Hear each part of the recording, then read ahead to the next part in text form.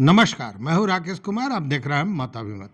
मित्रों, आजकल अखबारों में भी देखा होगा आपने, न्यूज़ पोर्टल्स पर भी देखा होगा कि कई तरह की योजनाएं बिहार में, सड़क की योजनाएं, रेल योजनाएं, ये तमाम चीज़ें आ रही हैं और उस पर जो समाचार लिखा जाता है, ये लिखा जाता है कि फलाने फलाने ज़िले से, फलाने फलाने गांव से यह सड़क निकलेगी, वहाँ के किसानों का वारा न्यारा हो जाएगा, दिन बहुर जाएंगे, बहुत अच्छे दिन आ जाएंगे, बहुत पैसा मिलेगा, तमाम तरह की बातें।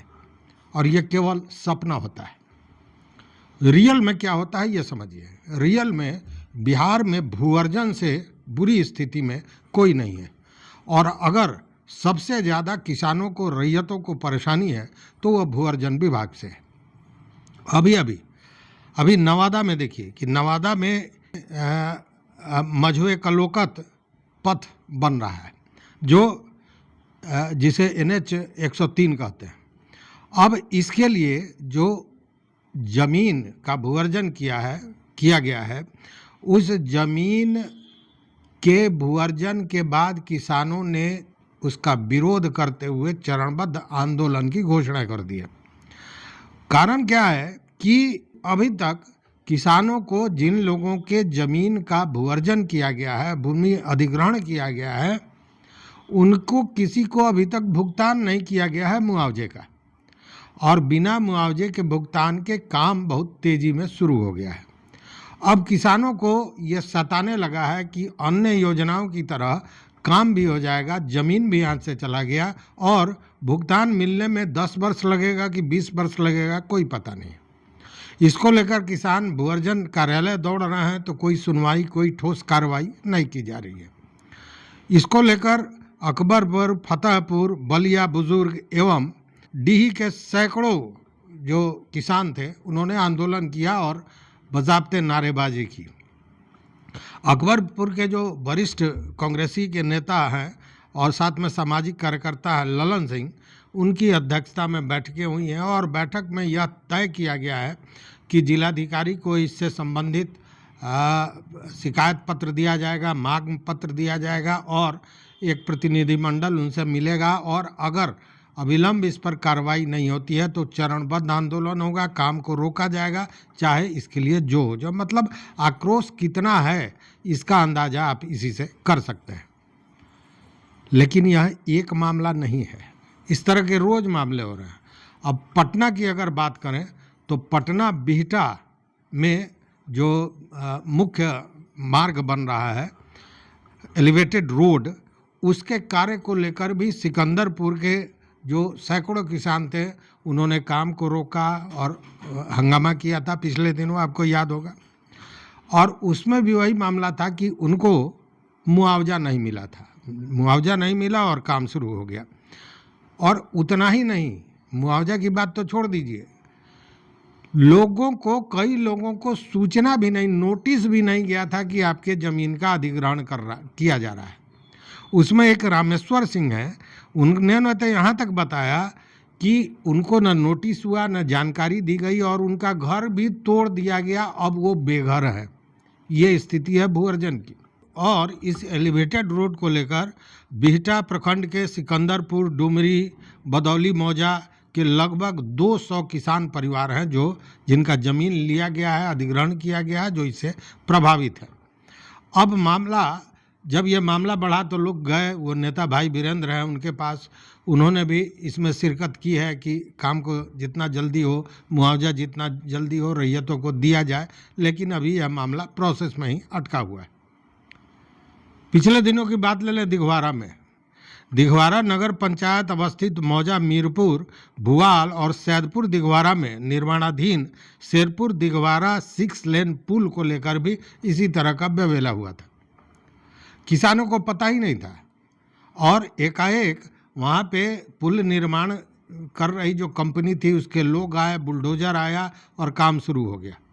जब लोगों को पता चला तो बड़ी संख्या में गांव के लोग वहाँ पहुँचे, और इतने आक्रोश में थे कि उसके आक्रोश को देखकर जो कंपनी थी उसके लोग भी सहम गए, और इन लोगों ने किसानों ने काम को रुकवा दिया। काम रुक गया। लेकिन वहाँ भी यही स्थिति है कि बहुत से ऐसे लोग जिनके पास नोटिस तक नहीं गया है और उनका भुगतान की बात तो छोड़ ही दीजिए। इसको लेकर किसान कमिश्नर के यहाँ भी गए और आर्बिट्रेशन वाद दायर किया।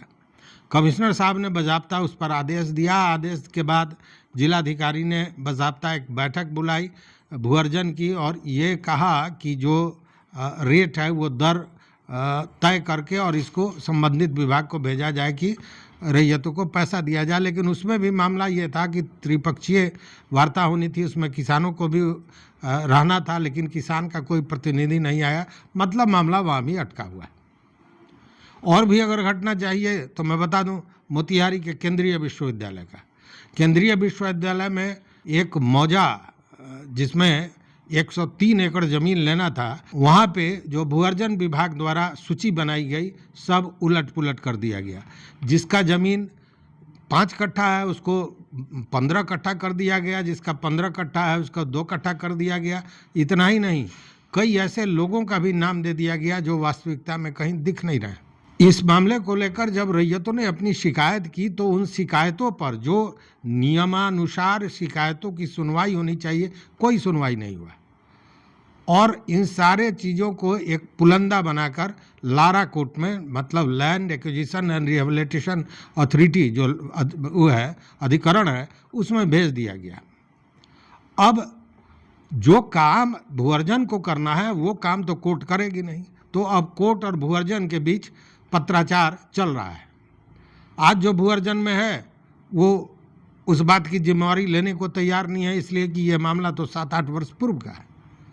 तो आप इसी से अंदाज कीजिए 7-8 वर्षों से यहाँ के रैयतों को भी नहीं मिल रहा है। हालांकि वहाँ काम नहीं हो रहा है, लेकिन जिस दिन काम होगा उस दिन वहाँ के जो किसान हैं उनका ये कहना है कि भारी हंगामा होगा, विरोध होगा, चाहे जो हो जाए। पूर्व में आत्मदाह की भी बात आई थी, आत्मदाह की घोषणा की गई थी किसानों द्वारा, जिसको बाद में जिला प्रशासन ने मामले को शांत किया, लेकिन कार्रवाई कोई नहीं हो रही है। यही स्थिति है भूअर्जन की। हालांकि पिछले दिनों से राजस्व एवं भूमि सुधार विभाग इन सारे मामलों पर बहुत ध्यान दे रहा है, संजीदा है और चाहता है कि मामले का निपटारा किया जाए। इसको लेकर निदेशक कमलेश कुमार सिंह से लेकर और एसीएस दीपक कुमार सिंह तक, मंत्री महोदय तक, जो संजय सरावगी हैं अभी, इन लोगों ने बड़ी सख्ती अपनाई है और भूअर्जन विभाग से लेकर और बाकी जो भी लोग इससे जुड़े हुए हैं उनको सख्त हिदायत दी गई है कि अगर काम में किसी तरह की लापरवाही बरती जाती है तो वो दंड के भागी होंगे, उन पर कार्रवाइयाँ होंगी। अब विभाग सख्त है और कार्रवाइयाँ भी शुरू हो चुकी हैं। तो ऐसे में, और आप ऐसे भी देखिए ना कि जितनी भी योजनाएं बिहार में हैं वो पता चलता है, लक्ष्य रखा जाता है कि जैसे आज शुरू हुआ तो लक्ष्य रखा गया कि मार्च 26 में हो जाएगा काम शुरू, लेकिन पता चलता है कि मार्च 28 हो गया। जब उसके गहराई में आप जाएंगे तो पता चलेगा कि मामला भूअर्जन का है। इसको लेकर भूअर्जन की इसी गतिविधि को लेकर, यही काम करने की का जो प्रक्रिया है, इसको लेकर बीच में आपने देखा होगा कि एक बाज़ाब्ता NHI और भारत सरकार ने भी अपना दिया है, एक नियमावली बनाई कि इतना ज़मीन 50% ज़मीन मिल जाएगा, उसके बाद कंस्ट्रक्शन कंपनी को वर्क ऑर्डर दिया जाएगा और 75% से ज़्यादा जब ज़मीन हस्तगत हो जाएगा उसके बाद काम शुरू किया जाएगा। इसलिए कि काम शुरू हो जाता है, जो कंस्ट्रक्शन कंपनी है वो काम शुरू कर देती है और बाद में पता चलता है कि काम रुक गया, इसलिए कि भूअर्जन नहीं हुआ है। तो यही स्थिति बने हुई है। देखना है कि सरकार जो सख्ती अपना रही है, भूमि सुधार विभाग जो सख्ती अपना रहा है, उसके बाद इन स्थितियों में सुधार होता है अथवा नहीं। इस वीडियो में बस इतना ही मित्रों, देखते रहिए मत अभिमत। इससे जुड़ा हुआ कोई भी मामला आपके पास हो या आप कहीं से प्रभावित हो तो निश्चित रूप से तो हमारे कमेंट बॉक्स में अथवा डिस्क्रिप्शन में हमारा व्हाट्सएप नंबर भी है, उस पर ज़रूर हम बताएंगे। बहुत बहुत धन्यवाद, कोटिशः आभार।